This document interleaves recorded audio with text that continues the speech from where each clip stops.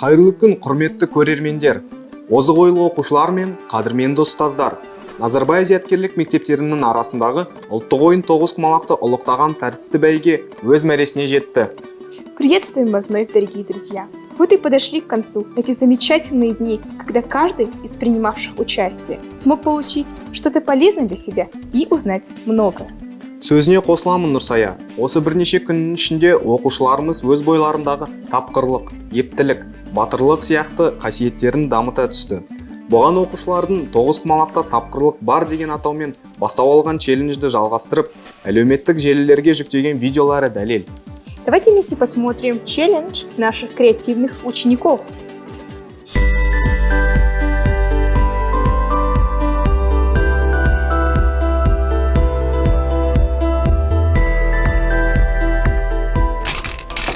Тоғызқұмалақ тарихы 4 жылдықты қамтиды. Ол зияткерлік ойындарының ішіндегі ең күрделісі. Тоғызқұмалақта есепке жүйрік ойыншылар ойнаған. Олар Абай Құнанбайұлы, Бауыржан Момышұлы, Мұхтар Әуезов, Қаныш Сәтбаев. Абай Құнанбайұлы ел ішінде тоғызқұмалақтан жарыстар ұйымдастырушы болған. Тоғызқұмалақтағы 162 құмалақтың ерсілі-қарсылы қозғалыстары өте көп. Сондықтан тақтадағы өзгерістерді тек логикасы жақсы дамыған адам ғана жадында сақтай алады.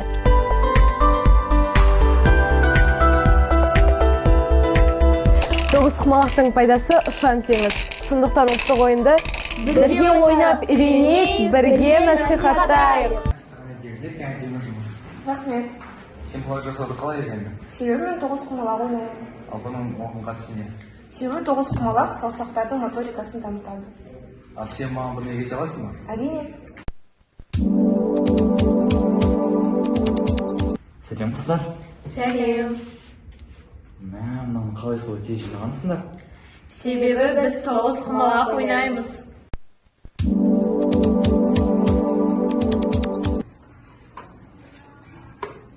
Адырет шақты ойнағанша тоғызқұмалақ ойнайық. Иә, жақсы идея. Аружан, тоғызқұмалақ алып келші. Адырет, президентті жұмсаған қалай кетті? Оны мен білмедім. Аружан, кешірші, мен сен президент екеніңді білмедім. Ай, бәрі жақсы, одан өтеп тоғызқұмалақ бірге ойнайық.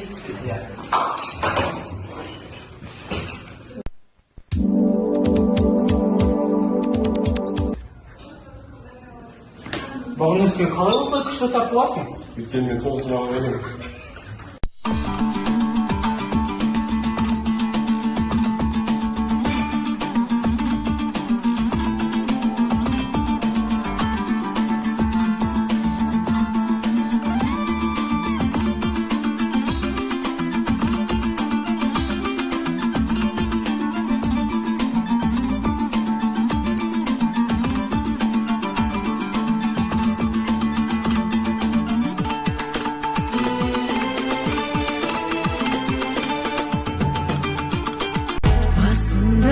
Қамажайдың бір талығы айрылып, қамажайдан болдым күлкі. Айрылып қамажайдан отырғанда келеді, қай жерінен ойын күлкі. Ох, әлилайым, әлилайым қамажай, алдың кейін сәулетайым.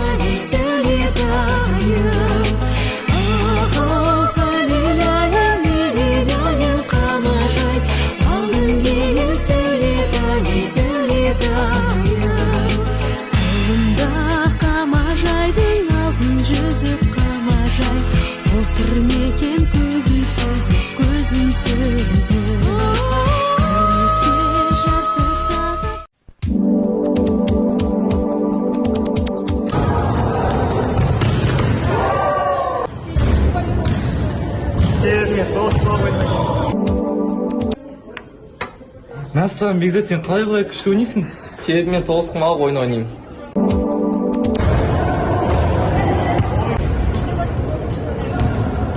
Мен тоғызқұмалақ ойнаймын.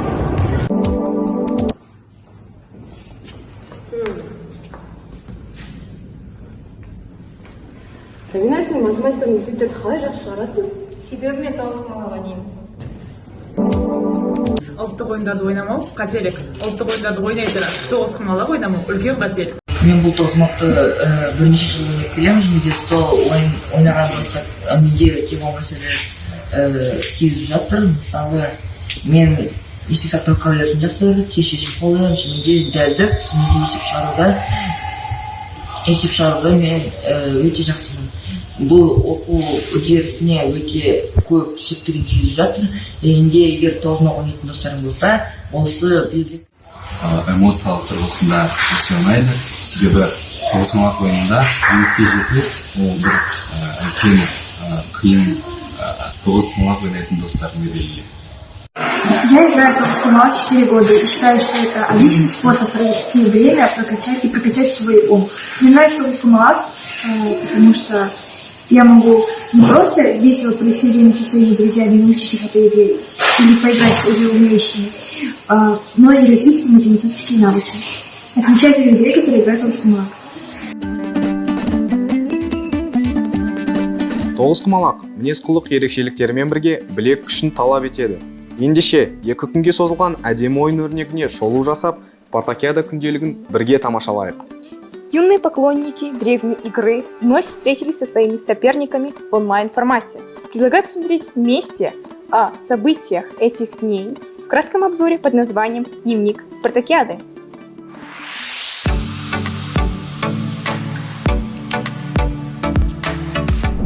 Қазір бірінші тур өтті. Менің қарсыласым жақсы ойнады. Әлі де мүмкіндік бар, сол үшін бірінші орын алуға тырысамын. Мен тоғызқұмалаққа 7 жасымнан бері қызығамын. Жарысқа шыққаным 8 жасымда болды, алғашқы жарыстарым. Мен сол уақыттан бері орындар алдым. Соның бірі Көксу ауданынан 2-ші орын, Талдықорған қаласынан 1-ші орын, сосын Ұзынағаш қаласынан 3-ші орын болған. Және тағы да басқа да бар.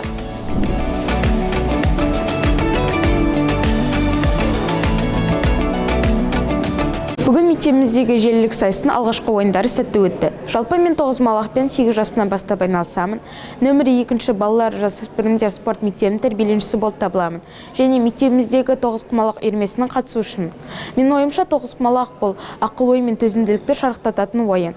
Және де осы ойынның мектебімізде насихатталып жатырғанына өте қуаныштымын.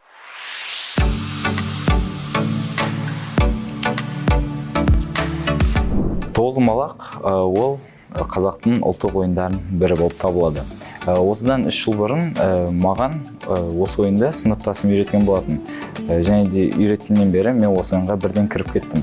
Себебі бұл интеллектуалды ойындардың бірі. Және де мидың жұмыс жасауына қатты әсер етеді. Былтыр мен онлайн спартакиада жарысына қатысқан болатынмын. Бірақ та өкінішке орай орын алмадым. Енді осы жылы дайындалып бір орын алуға үміттенемін.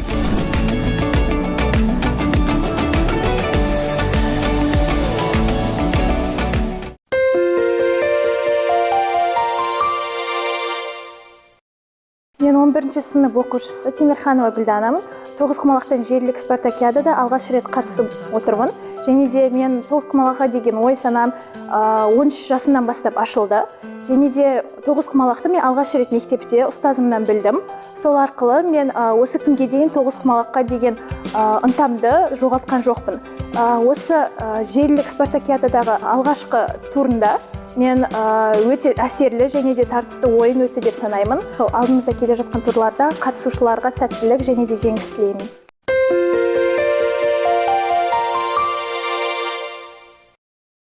Менің аты жөнім Айтбай Әлимұхамед. Осы тоғызқұмалақ ойыны бойынша НС арасындағы спартакиадаға 4-ші рет қатысуым. Тоғызқұмалақ ойынына деген менің алғысым шексіз, себебі тоғызқұмалақ ойыны маған шыдамдылық пен табандылықты үйретті. Спартакиада аясында мен өзіме көптеген достар таптым, және алдағы уақытта да өзімді биік белестерден көрсетемін деген ойдамын. Менің аты жөнім Орынбай Қасымхан. Мен 8-ші б сынып оқушысымын. Мен бүгін осы спартакиадаға 1-ші рет қатысып отырмын. Және 7 турдың 4-еуінде жеңіске жеттім. Мені негізі тоғызқұмалақ ойынына деген қызығушылығымды ашқан мен әкеме алғысымды білдіремін. Мен осы негізі ойын барысында басында қиын болды, қобалжыдым, бірақ өзіме деген сенімділіктің арқасында мен тартысты және қызықты ойын көрсеттім деп ойлаймын. В сетевой спартакиаде по Тоскомалах игры были очень захватывающими и интересными, потому что все соперники очень опытные и сильные. Я научилась играть в Тоскомалах, когда поступила на Назарбаев интеллектуальную школу. У нас появился новый предмет шахматы и Тоскомалах, где я заинтересовалась этой игрой. Далее я записалась на кружок по Тоскомалах, которым руководит Лязат Сапаровна. Она научила меня основным правилам и научила использовать дебюты. И с тех пор я с интересом играю в Тоскомалах и участвую в спартакиаде в старшей категории. Я участвую в спартакиаде по Тоскомалах уже 3-й год. Я играю в Тоскомалах, начиная с 8 лет. В эту игру научил меня играть мой папа. Тоскомалах очень интересная, а также полезная игра, ведь она развивает ваше критическое и стратегическое мышление. Қазақстан Республикасының 22 зияткерлік мектептер арасында тоғызқұмалақтан спартакиада өтті. Спортшылар 94 спортшы қатысуда. Қазақстан Республикасында ойнап жүрген спортшыларда кездесуде 94 спортшы арасында 3 топ арасында спортшылар жеңімпаздыққа жетті. Жеңістерін құттықтаймын. Ұлт мәдениетін қалыптасып, жетілу барысындағы зияткерлік ойындардың маңызы зор. Нұрсая, Тоғызқұмалақтан Қазақстанның еңбек сіңірген спорт шебері. Әрі ұлттық спорт түрлері арасындағы осы атақты иеленген тұңғыш спортшыны білесің бе? Ерасыл, бұл сұрақтың жауабын білуге асық жандардың көп екеніне сенімдімін. Себебі, спартакиаданың ашылу салтанатында көрермендерге жол тартқан қызықты ойынның жауабын білер уақытта келіп жетті. Назарларыңыз экранда болсын. Армысыздар, құрметті көрермендер. Бірнеше күнге созылған ойын бәйгесі осымен аяқталды. Күні бүгінге дейін ойын сұрақтарына көптеген жауаптар келіп түсті. Алғашқылардың бірі болып, Орал қаласындағы зияткерлік мектептен Мажитова Инабат, Атырау қаласындағы зияткерлік мектептен Досан Ақбота және Қостанай қаласындағы зияткерлік мектептен Идрисов Ерболат жауап берді. Жеңімпаздардың барлығын шын жүректен құттықтаймыз. Және де ұйымдастырушылар атынан қазақтың бас ақыны Абай Құнанбайұлының қара сөздер жинағын сыйға тартамыз. Участников спартакиады и юных интеллектуалов спешит поздравить выпускник Назарбаев интеллектуальной школы города Астана, студент Массачусетского технологического института США Эльдар Уркумбаев. Внимание на экран. Құрметті Тоғызқұмалақ желілік спартакиаданың қатысушылар, Астана қаласының Назарбаев зияткерлік мектебіне қош келдіңіз. Тоғызқұмалақ – это игра на логику, смекалку и креативность. И несмотря на ее отличие от более научных олимпиад по типу биологии, физики и так далее, спартакиада по Тоғызқұмалақ развивает те же самые навыки, которые помогли мне оказаться здесь. Я хотел бы вас еще раз поздравить с прохождением на уже сетевой тур этой олимпиады и с тем, что вы достигли уже довольно большего, и хотел бы вам всем пожелать достигнуть еще лучших результатов. Good luck, stay strong, and Haite from MIT!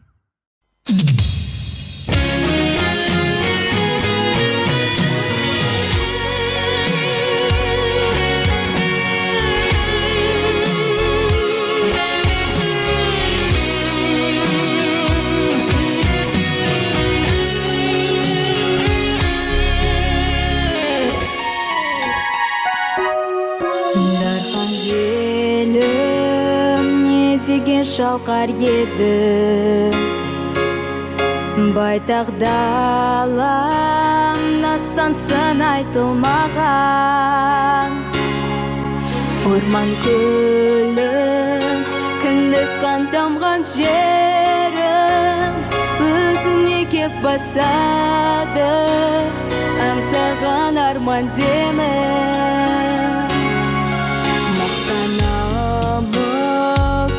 Қада жатқаныз отан жайлы шаттық жырақтарамыз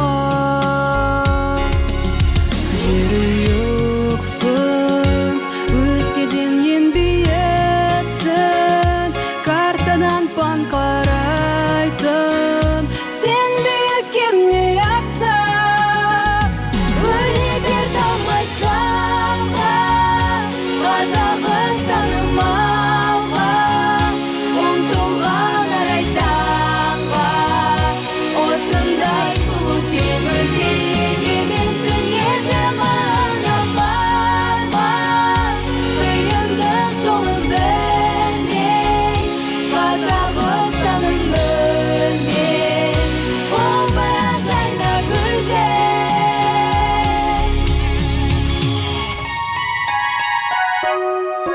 Қартқа алтай жайлаған елім қандай, атырауым паналы асқар тауым, жеті суым қасына байлық нуым, көгімде желбіресін тәуелсіз менің туым. Өре бер тауға Қазақстаным алға, ұмтылған арай таңға, осындай сұлу кемелге егемен дүниеде маған барма. Қиындық жолын білмей, Қазақстаным өлмей, құлпырар жайна гүлдей.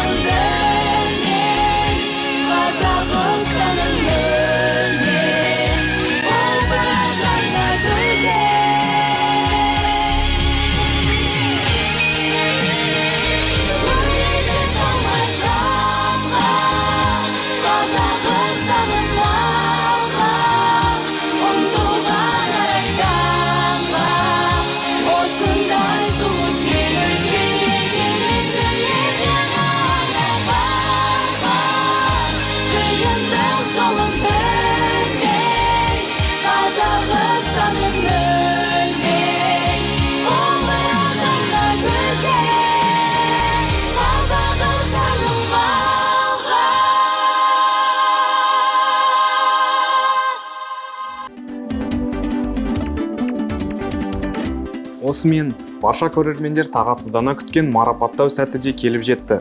Тартысты ойын бәйгесінде бағы мен бабы оза шапқан жеңімпаздарды қарсы алайық. Дорогие друзья, пришло время подвести итоги сетевой спартакиады 2022. Итак, внимание! Объявляем имена победителей. Тоғызқұмалақтан Назарбаев зияткерлік мектептерінің оқушылары арасындағы спартакиаданың кіші топ ұлдар арасындағы 3-ші орын иегері Рапилбеков Нурали, Астана қаласындағы халықаралық мектеп. 2-ші орын иегері Әбділман Әзиз, Көкшетау қаласындағы физика-математика бағытындағы Назарбаев зияткерлік мектебі. 1-ші орын иегері Тыныштықбай Абылайхан, Талдықорған қаласындағы физика-математика бағытындағы Назарбаев зияткерлік мектебі. Тоғызқұмалақтан Назарбаев зияткерлік мектептерінің оқушылары арасындағы спартакиаданың кіші топ қыздар арасындағы 3-ші орын иегері Төлегенова Нұрсара, Астана қаласындағы халықаралық мектеп. 2-ші орын иегері Қайрат Айнел, Талдықорған қаласындағы физика-математика бағытындағы Назарбаев зияткерлік мектебі. 1-ші орын иегері Сәрсенбай Ажар, Көкшетау қаласындағы физика-математика бағытындағы Назарбаев зияткерлік мектебі. Тоғызқұмалақтан Назарбаев зияткерлік мектептерінің оқушылары арасындағы спартакиаданың орта топ ұлдар арасындағы 3-ші орын иегері Тілекұл Жанарыз, Ақтау қаласындағы химия-биология бағытындағы Назарбаев зияткерлік мектебі. 2-ші орын иегері Бақытберген Ақберен, Қызылорда қаласындағы химия-биология бағытындағы Назарбаев зияткерлік мектебі. 1-ші орын иегері Досан Еркебұлан, Семей қаласындағы физика-математика бағытындағы Назарбаев зияткерлік мектебі. Тоғызқұмалақтан Назарбаев зияткерлік мектептерінің оқушылары арасындағы спартакиаданың орта топ қыздар арасындағы 3-ші орын иегері Аташбек Данара, Тараз қаласындағы физика-математика бағытындағы Назарбаев зияткерлік мектебі. 2-ші орын иегері Мажитова Инабат, Орал қаласындағы физика-математика бағытындағы Назарбаев зияткерлік мектебі. 1-ші орын иегері Асимханова Малика, Семей қаласындағы физика-математика бағытындағы Назарбаев зияткерлік мектебі. Тоғызқұмалақтан Назарбаев зияткерлік мектептерінің оқушылары арасындағы спартакиаданың жоғары топ ұлдар арасындағы 3-ші орын иегері Сайтахмет Ильяс, Қостанай қаласындағы физика-математика бағытындағы Назарбаев зияткерлік мектебі. Екінші орын иегері Айтбай Алимухамед, Шымкент қаласындағы химия-биология бағытындағы Назарбаев зияткерлік мектебі. Бірінші орын иегері Маметтан Абылай, Орал қаласындағы физика-математика бағытындағы Назарбаев зияткерлік мектебі. Тоғызқұмалақтан Назарбаев зияткерлік мектептерінің оқушылары арасындағы спартакиаданың жоғары топ қыздар арасындағы үшінші орын иегері Әкімбергенова Айым, Семей қаласындағы физика-математика бағытындағы Назарбаев зияткерлік мектебі. Екінші орын иегері Мұнайтбасова Жұлдызай, Қызылорда қаласындағы химия-биология бағытындағы Назарбаев зияткерлік мектебі. Бірінші орын иегері Жәрдем Жансая, Ақтау қаласындағы химия-биология бағытындағы Назарбаев зияткерлік мектебі.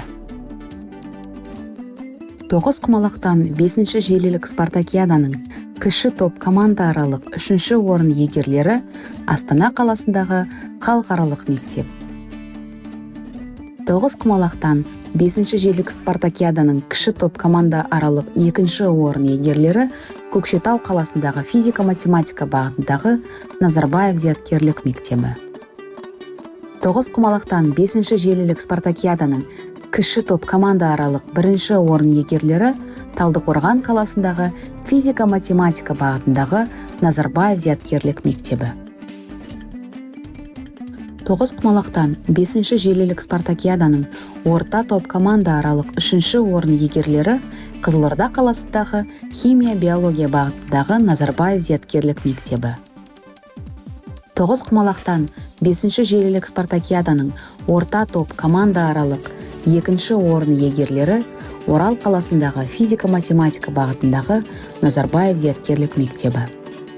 Тоғызқұмалақтан 5-ші желілік спартакиаданың орта топ команда аралық 1-ші орын иегерлері Семей қаласындағы физика-математика бағытындағы Назарбаев зияткерлік мектебі. Тоғызқұмалақтан 5-ші желілік спартакиаданың жоғары топ команда аралық 3-ші орын иегерлері Орал қаласындағы физика-математика бағытындағы Назарбаев зияткерлік мектебі. Тоғызқұмалақтан 5-ші желілік спартакиаданың жоғары топ команда аралық 2-ші орын иегерлері Ақтау қаласындағы химия-биология бағытындағы Назарбаев зияткерлік мектебі. Тоғызқұмалақтан 5-ші желілік спартакиаданың жоғары топ команда аралық 1-ші орын иегерлері Қызылорда қаласындағы химия-биология бағытындағы Назарбаев зияткерлік мектебі.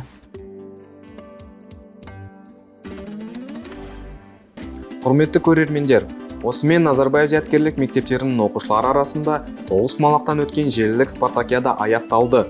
Қатарынан оза шауып, бәйге алған жеңімпаздарымызды шын жүректен құттықтаймыз. Дорогие зрители, на этом торжественное закрытие сетевой спартакиады подошло к завершению. Поздравляем победителей и их тренеров с высокими результатами и желаем дальнейших успехов.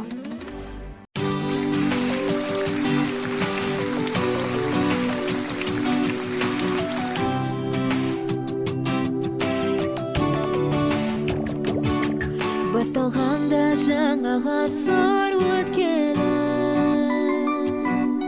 бір жарғанда жастығымның көктемі, біздер үшін айқара ашты есігі. Елбасының зияткерлік мектебі, өсе берсін мектебімнің өркені, бересін ғылым білім желкені, қанат қаққан өркениет өріне, біз боламыз еркін елдің ертеңі. Білімнің жарығы, ғылымның тұнығы, тәуелсіз елімнің тұғыры.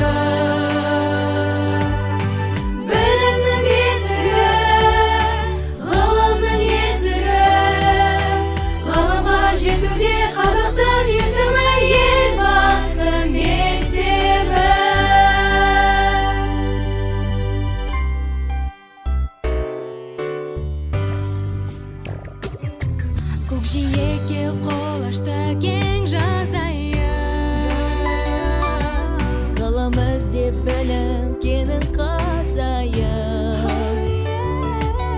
Назарбаев